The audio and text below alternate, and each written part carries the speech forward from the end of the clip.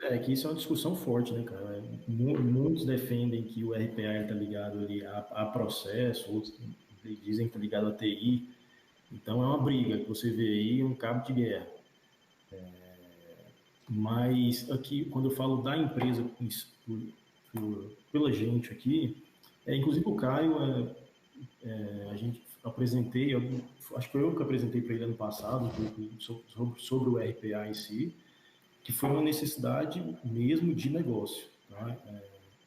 Aí quando eu falo de negócio, foi olhando a nível de instituição, olhando como um todo, como a organização se comportava em alguns pontos, que aí começou a envolver a nossa equipe de processo, e foi nesse momento que eu trouxe o Caio para fazer parte dessa próxima onda ali que a gente trata, entre aspas, que seria gerar, automatizar ou colocar um robô em cima de algo que já foi mapeado anteriormente.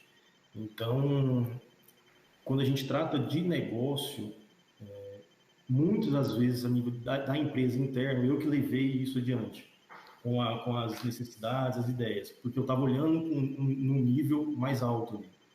Mas se você pegar aqui, muitos dos projetos, inclusive, que nós temos, nós utilizamos, nos baseamos muito em processo e RPA para até automatizar as entregas para um cliente ou o que é que seja, visando que o nosso ROI, um ROI ali, um retorno em cima desse investimento. Então, a visão como um todo de organização, eu acho que ela é fundamental.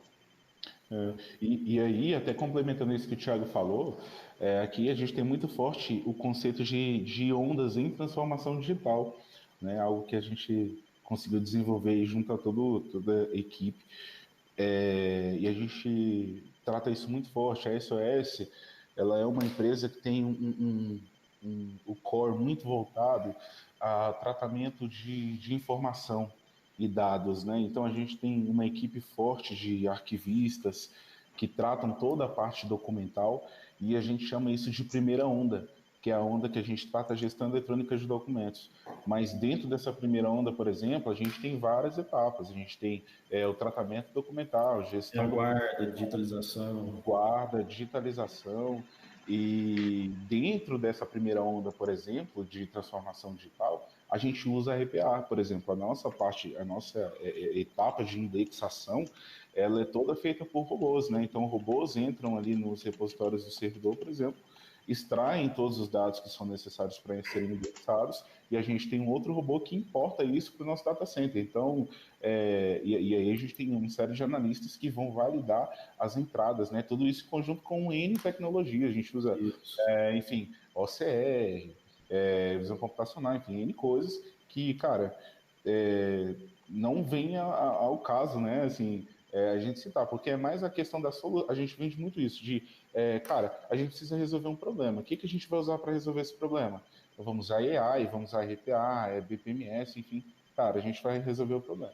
Que aí, né, Caio, vai muito de uma necessidade que a gente levantou internamente, né? A gente precisa automatizar algumas etapas dentro de um processo que foi vendido, por exemplo, para um cliente. Isso não necessariamente é entregue ao cliente, essa automação toda, mas ela gera valor para a empresa na operação. Então é aí que eu cito, que eu falo que a visão organizacional como um todo, ela é importante. Uhum. E, Não só assim, ó, vamos vender isso, vamos fornecer isso. Não, beleza, mas aqui, internamente, como isso está sendo trabalhado? Exatamente. E até reforçando essa questão ainda sobre as ondas, a gente trabalha com esse conceito de onda aqui e divide em quatro ondas, né? A primeira onda é a onda da gestão eletrônica de documentos. Então tem todo esse trabalho junto aos arquivistas, onde eles levantam ali toda a massa documental, trabalham isso em gestão, levantam ali um plano de classificação, tabela de temporalidade, manual de tipologias, fluxos documentais, N produtos ali muito interessantes a respeito dessas documentações. E aí a gente tem a segunda onda, que é a gestão de processo e por processo, onde a gente trabalha todo o fluxo de negócio, experiência de usuário, automatizado, enfim, N coisas ali dentro dessa disciplina de gestão de processos. E aí, em seguida, a gente tem a terceira e quarta onda. A terceira onda nossa é a automação de processos e a gente usa o BPMS para fazer isso. Então, a gente tem um BPMS muito forte, nosso, que tem um motor de regras também muito forte, que a gente usa para poder trabalhar esses itens. Mas perceba que é o seguinte, até a gente chegar no RPA, olha pelo tanto de coisas que a gente passou. Então, o RPA é importante? Sim, é importante, mas, cara, aqui a gente já conseguiu resolver muita coisa, principalmente com gestão. A gente pensa que às vezes o RPA ele vai entrar lá numa máquina virtual bonitinho, vai logar no sistema, vai tratar os dados, dar carga. Fazer milagre. Fazer milagre. Quando na verdade, cara, se você resolver bem seu processo de negócio e a ajuda de um BPMS ali, muitas vezes você nem precisa chegar no RPA. Assim, É a cereja, né? exatamente, mas assim, aí você tem casos muito específicos onde em seguida, né, essa quarta onda que a gente trata, a gente entra com a parte de robotização. Bom, tem um processo muito grande aqui onde eu tenho N pessoas para fazer e o ROI dessa automação vai ser significativo. Então, tudo bem, então vamos trabalhar esse processo. Mas até a gente chegar nessa etapa, a gente passou por muitas coisas, inclusive no levantamento de um inventário de processos para que a gente consiga priorizar e eleger o melhor processo a ser automatizado, né? Então tem uma série de questões até a gente chegar. Não é simplesmente, poxa, eu não gosto de fazer isso daqui na mão, então eu vou automatizar. Não, cara, não é assim. Cara, não é pular para a quarta onda, né, cara? A ideia não é essa. Bom, trazer um dado só de curiosidade. Eu tô pequenininho aí, né? Deixa eu ficar grandão aqui. Pronto. Trazer um dado só de curiosidade. Eu me lembro que nessa versão 4 do CBOC tinha uma tabela, ele apresenta um exemplo, né, de um projeto implementado por RPA, que era, obviamente, a substituição de uma atividade que é repetitiva, feita através dos robôs. Então, ele diz, então, numa tabela que ele compara ferramentas tecnológicas, né, e o RPA ele menciona que ele é liderado pela área de negócio, com suporte da TI, e ele ainda arrisca a um tempo médio de implementação de 3 a 4 meses, com o ROI inferior a 1 ano. É uma coisa que vocês percebem, esse período de implementação, esse ROI, vocês conseguem falar algo a respeito? Então, em termos de prazo, que eu quero dizer, né? Em termos de prazo, é isso mesmo? A implementação é uma coisa que demora 2, 3 meses, o ROI inferior a 1 ano? Vai muito do negócio, né? Vai muito do processo que a gente vai executando, né? Por exemplo, aí vamos entrar um pouquinho mais, né, no detalhamento. Cara, eu posso ter um processo mais parrudo que envolve, por exemplo, um SAP da vida, que eu preciso fazer uma automação, e aí eu preciso inserir uma série de dados a partir de outro sistema, e esses dados que entram nesse SAP, por exemplo, eles vão ter uma outra tratativa lá na frente. Então, cara, até eu levantar tudo isso, eu demando um tempo, sim. E aí tem toda a tratativa junto à equipe de negócios para esse prazo, né? Uhum. Dentro do desenvolvimento também que a gente precisa considerar. Inclusive, é o que a gente estava conversando hoje aqui. Por exemplo, eu tenho um fluxo em BPMN que ele me tem ali quatro tarefas, né?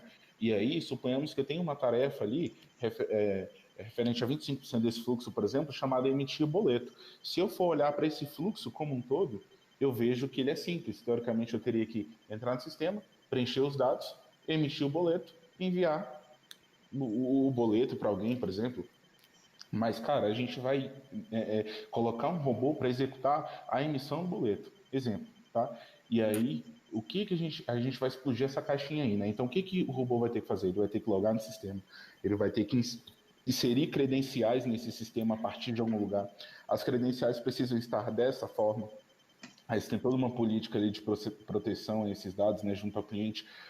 O robô vai precisar entrar numa etapa X do sistema, dar carga nos dados a partir de um banco externo, por exemplo, confirmar a operação, depois avisar. Então, olha só o nível que a gente entrou dentro de uma tarefinha só no negócio chamado emitir o boleto. Então, é isso que influencia muito no prazo. Então, assim, a gente tem um robô aqui que a gente demorou 2 meses para fazer e tem alguns outros que a gente conseguiu implementar isso mais rápido, né, internamente. Então, assim, é muito, muito relativo, depende muito do processo e um alinhamento muito grande com a equipe que está fazendo esse levantamento, no caso é de negócio, né? Uhum. Vou trazer aqui algumas informações do chat. Ventura aqui dizendo que RPA para ele é um dev especialista, Se você olhar o perfil das vagas, sempre pedem bastante conhecimento de programação. O Renato aqui traz um depoimento interessante. Estruturamos um núcleo de RPA sem nenhum programador ou pessoal de TI. Todos eram das áreas de negócios, apoiados pela área de processo. Não tivemos problema nenhum. Tem aqui o nome do login dele aqui é ForCycle. Por aqui nós cremos que não existe uma regra, mas sim da boa definição dos papéis em cada situação do projeto ou produto. E o Luiz Alencar deu aqui um depoimento, não só a implementação, que você estava mencionando sobre a implementação, né, num exemplo de RPA, não só a implementação, mas também a estabilização da automação. Bom, vou trazer aqui então mais uma questão que é sobre a equipe específica de RPA, né? Sobre como é que é essa equipe capacitada em projetos de RPA. Conta aí para nós. Começando pelo Caio. Posso só antes fazer uma interferênciazinha? Opa, claro. Por favor. Primeiro só falar que eu gostei bastante aí da forma como vocês trataram as ondas. Acho que realmente a gente vê aí muita gente nessa transição de transformação digital e tal. Tem muita gente que bota o analógico como digital, mas esquece de como é o trabalho digital, né? Então, basicamente, o documento está digitalizado, mas ele continua praticamente físico, né? Ele só está escaneado e jogado em algum lugar. Né? Você não larga o osso. Às vezes o canal mudou, mas a mentalidade ainda é a mesma, né? Então, e tem o contrário também, né? Gente que quer fazer a coisa virar digital quando ainda não tem entendido, não tem nem bem entendido ainda como que funciona o físico dele, né? Porque se vai passar para o digital, ele tem que saber como é o mundo atual, né? Não adianta querer sair atropelando as ondas, né? Então, acho que ficou bem interessante essa abordagem de vocês.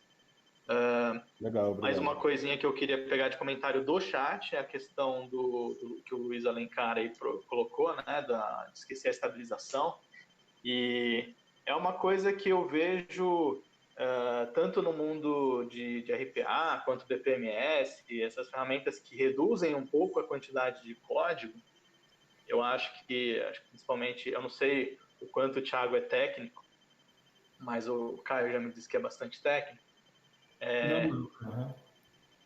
E a galera, por ter menos código, acaba encarando isso como se fosse uma coisa mais simples, né? E quando, na verdade, o que está rodando por trás é código. E se você faz alteração, faz implementação, coloca alguma coisa, você precisa ter o teste disso, como se fosse uma produção de software normal. Como o Luiz falou aí, tem que ter a questão da estabilização, tem que ter a questão da manutenção.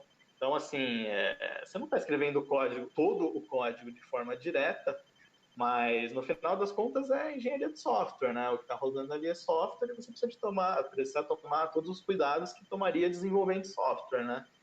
Então, acho que esses dois comentáriozinhos aí em relação ao que já passou. Agora, nessa próxima questão, não sei se vocês pretendem abordar isso ou não, mas a pergunta acho que do Ventura, acho que foi do Ventura. Já vou até dar uma reforçada aqui, porque se vocês não pretendiam comentar, eu acho que é bacana. O Dácio caiu? Não, tô aqui. Ele só fica pequeno ali. Porque eu tô pequenininho. Ele tava travado ali. Não, é porque eu tava parado mesmo. Tava quietinho, parado. Mas tô aqui. De vez em quando eu vou balançar o braço aqui em cima, assim, ó, que aí você me vê que eu tô aqui. Aí. Vai, Fábio, então, você estava dizendo. A gente tem a questão aí do Ventura, né, de se o RPA é um dev especializado em robotização, ou não necessariamente.